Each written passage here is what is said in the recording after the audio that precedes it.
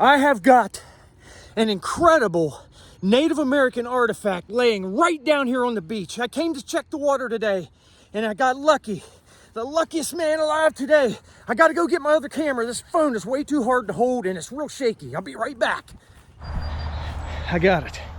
Right now we are standing in northern West Virginia on some of the most populated fields in the northern Ohio Valley. And I have gotten a Native American artifact down here laying flat out. And anything that was dropped on the ground over several millennia of people living up here is now down under the earth, where every time it rains, it washes it out of the side of the hill right here. When they built this construction area right here, they took all this ground and leveled it off, even leveler, and they shoved all the topsoil and moved it and put it down on this hillside. And now every time the water comes up and floods, which it's been doing for the last couple of weeks, it washes stuff out of this hillside. You have to see what I got. This is an incredible piece. Oh my gosh. If I didn't fall down going down this hill, I didn't the first time, so whoa.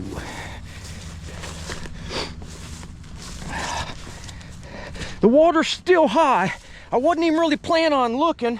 I just came down to check the water level and hoping there was some beach to walk, but it's way too high. But I'm glad I did, because you got to be the first one after the rain. Somebody else came down here, they'd have seen this for sure. Oh my gosh. This is a drop off over here with mud. You got to be careful. I came down over this bank, slipping and sliding. I probably only made it 6 feet, and I want you to see what I have laying out over here. This is amazing. It's come right out of here. You see this bank up here? See how this high water's gotten it all eaten out? I haven't checked in this yet either, but I will. When this water drops, we'll be able to get down here on the beach, because there's about 6 or 7 feet of beach when the water's down that you can walk on the sand. But right now it's all covered. Look at this, what I have laying right here. I can see a bit on it and everything. Look at that. Let's pick it up. I'm the first one to touch this, and what it looks like in probably 2,800 years.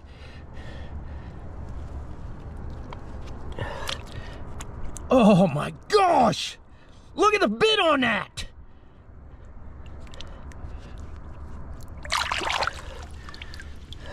Amazing piece right here. Whoo! Let me get out of the water. Look at this! Look at the bit sharpened on the end of that. Incredible.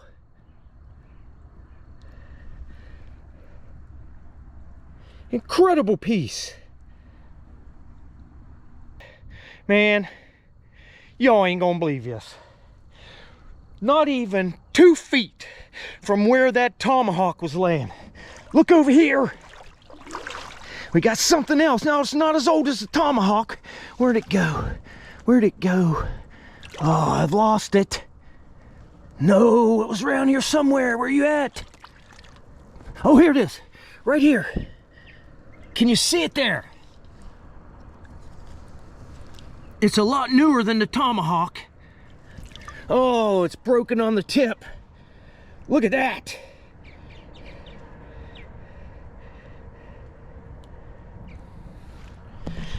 Let's check out this tomahawk. I want to see some of the characteristics.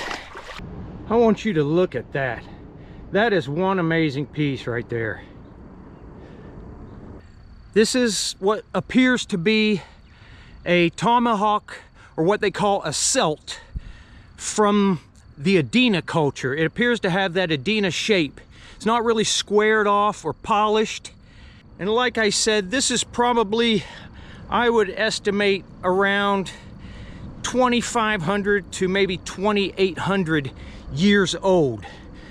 And what this would have been, this would have had a handle on it that it would have went into, and it would have been a woodworking tool, a hatchet for small trees or woodworking. And although we don't know the person that made this, we don't know their day-to-day activities or what they even looked like, but there's a lot you can tell from just looking at a piece like this of what the person's personality was like. The person that made this was not a perfectionist. They were all about getting it done. Let's just get it done. And that's the type of person I kind of am. They have looked and looked. Now, normally, a selt or tomahawk is made by taking a larger piece of granite or hardstone and then busting chunks off of it to get it into the general shape, and then taking another hardstone and pecking at it to essentially just beat those high spots from those lumpy shapes of those chips you took out of there down to a rounded shape like this here. And then after that, they would have taken it to another stone and ground it smooth to a high polish. But this person did not do that. What this person did is they have looked around gravel bars where there's hard stones, and they have found, because they didn't want to do all that hard shaping, they have found a piece of granite that was naturally shaped pretty close to what they wanted. And I can tell that because this has been percussion pecked to even it up around the outside, to round it up, but on the back it has very little pecking, and you can still see part of the rind or the skin of the stone here, and the way that the stone shaped downward like that. It may have been just a little fatter right in this area or this area, but they have pecked that down just to get it done. That would save a lot of time if you had a stain that was already shaped pretty close to what you wanted. Another reason I think this was a let's just get it done attitude person is because the bit, without polishing this bit, if you just pecked it up, clear up, and then just sharpened a little bit of it, when you hammer it into a tree, that bit's rough. It's not going to go into the tree as far. So what you have to do is you have to polish this. Like I say, against another stone, some water, get it really shiny and smooth so it'll get into the tree far. But a stone hatchet like this isn't going to be like a steel hatchet that can sink the blade in this far each time. This thing, as wide as it is, it's going to take out little, probably 1/4 inch chunks at a time. And this guy knew that, and he polished only the area right here about 3/8 of an inch to a 1/2 an inch back on the blade, just to get it done. And here's that little triangle we found just down there that unfortunately the tip is broken off of it, but it wasn't fired and broken off, or you would see a flake taken down the side of it. It must have just snapped while it was laying in the ground against another rock or something and broke over time. And this triangle, this is an arrow tip shot on a bow, is probably anywhere from 500 to 1,000 years old. Unlike this Adena style selt, which is probably 25 to 2,800 years old. You come back now.